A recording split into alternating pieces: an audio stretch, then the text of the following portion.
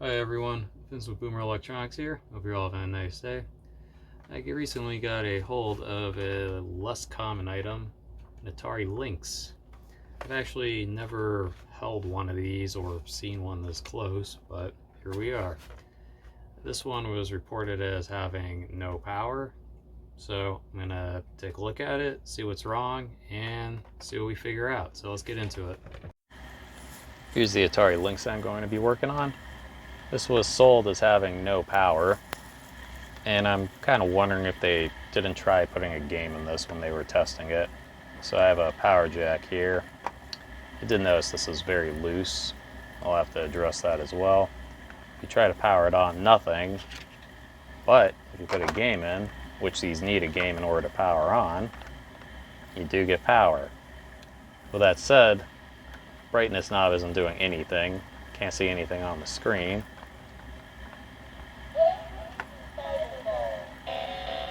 But the game is playing audio, so the game is clearly booting.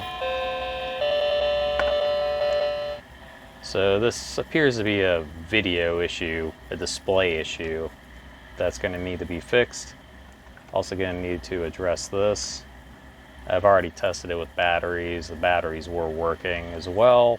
So yeah, looks like I'm going to have to tackle the display issue and the power jack.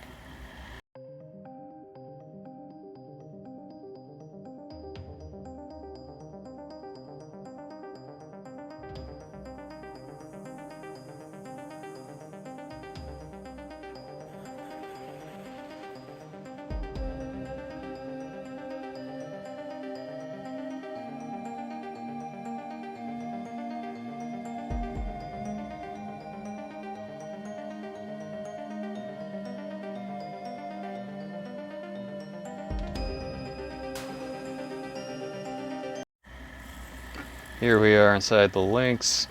This power jack here, it's really just a poor design. Just these 3 solder points here, nothing really to anchor it.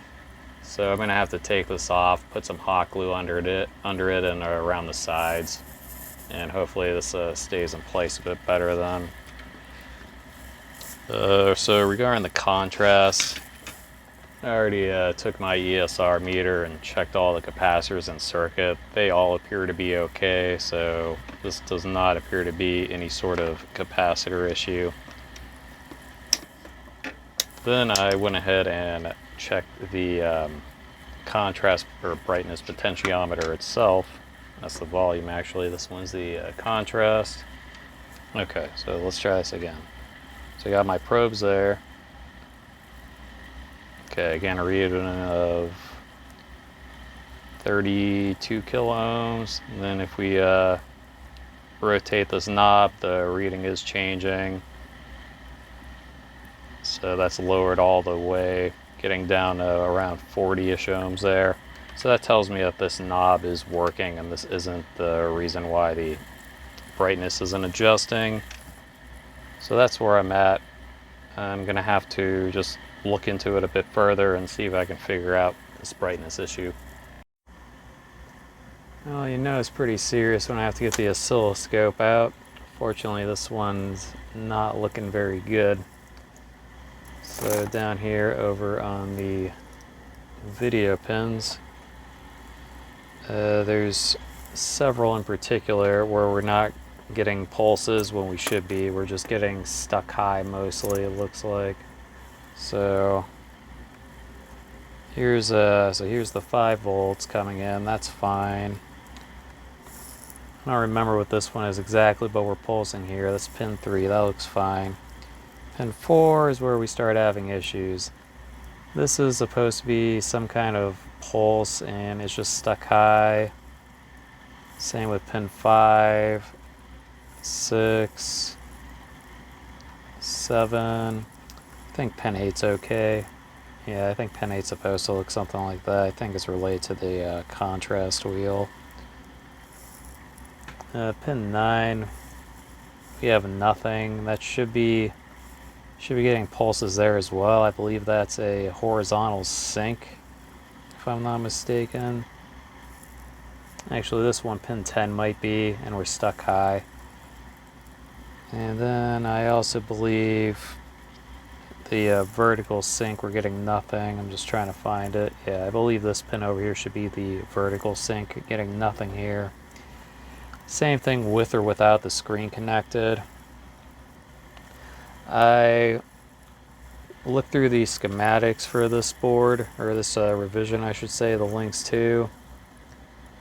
Unfortunately, it looks like the main IC is likely faulty. It looked like it was either the main IC, another proprietary IC, or one of the RAM chips. There's two different RAM chips. Both the RAM chips checked out. The other proprietary IC checked out. So it looks like the IC that's responsible for both video and audio is failing. At least that's my best guess. So unfortunately, it looks like it's going to be a short video. I'm just going to go ahead and end it here. If I get parts for this in the future to get it repaired, I'll go ahead and show you that repair. With all that said, hope you learned something. Have a nice day and take care. It's been several days since the last clip. In that clip, I was checking with my oscilloscope and saw that several of the lines coming from the IATO chip were not pulsing, which is an issue. They should be pulsing. Well, anyhow, apparently you can still buy custom Atari ICs new, amazingly. I guess if you're in the Atari community at all, this is somewhat common knowledge. But there's a website, best-electronics-ca.com, that sells new old stock Atari stuff. And not just ICs too, they sell joysticks, they sell games. So yeah, pretty crazy. Anyhow, the Hayato chip for the Lynx 2 is right here. It's for whatever reason they have it labeled as Mickey, but it doesn't matter. I went ahead and ordered that. Also, it's possible that the Suzy chip is bad. The Suzy chip, if the data that's being fed from that into the IATO is corrupted, although I didn't notice that on my oscilloscope, then that could be causing our issue as well. So I actually went ahead and ordered one of each. I figured whichever one I don't need, I'll just keep as a spare. So yeah, I'm gonna go ahead and start by replacing the Hayato and seeing if that gives us video.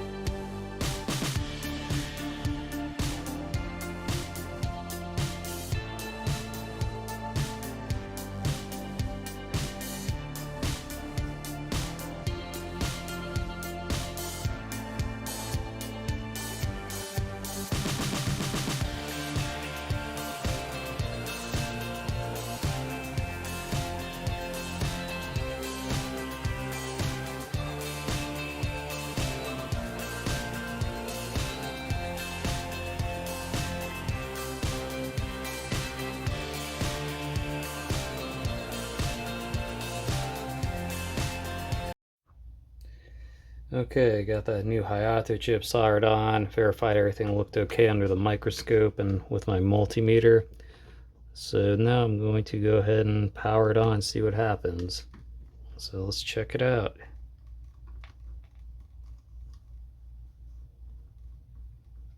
Oh, there it is. Can't see it on the camera yet. Yeah, there you go. So yeah, it was the Hayato. Makes sense, everything kind of pointed to it. And where's the audio? Oh wait, I have to hit. There it is.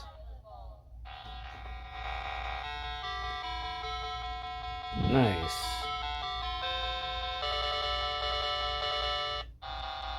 Cool. Awesome. I've never seen one of these things working in person. So yeah, this is pretty cool. So yeah, it was a faulty Hayato.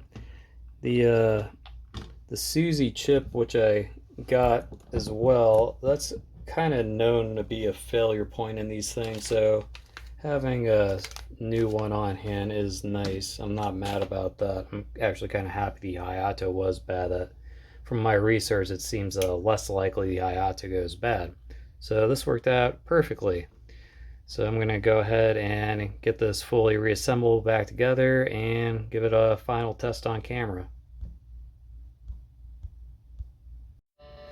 I got put back together here. It's been fully tested. Everything's working quite well.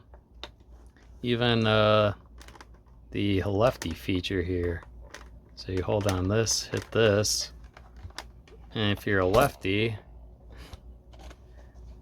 I guess being a lefty means you like the D-pad with your right hand. I mean, I don't know. Man, Atari was really thinking outside the box with some of these decisions they made. Ah, jeez. Got safety on me. Got wrecked. I'm not very good at cyberball. Yeah, a working Atari Lynx. Awesome. And there we have it. Fully working Atari Lynx, playing everyone's favorite game, Cyberball. But yeah, that was an interesting one. The oscilloscope definitely came in handy for this one. It really helped narrow things down and gave us a very educated guess on what we should be replacing there. And luckily the first chip that I replaced, the Hayato chip, which I had the strongest suspicion of, was indeed faulty. So yeah, if you're having a similar issue, if your contrast wheel isn't working and you're getting audio but no video whatsoever, it's probably the Hayato chip. You probably don't need to buy an oscilloscope to figure that out. So hope this is interesting. Hope you learned something. If you have an Atari Lynx that you would like to get repaired, I'll have a link in the description to my Atari Lynx repair service. With all that said, have a good day.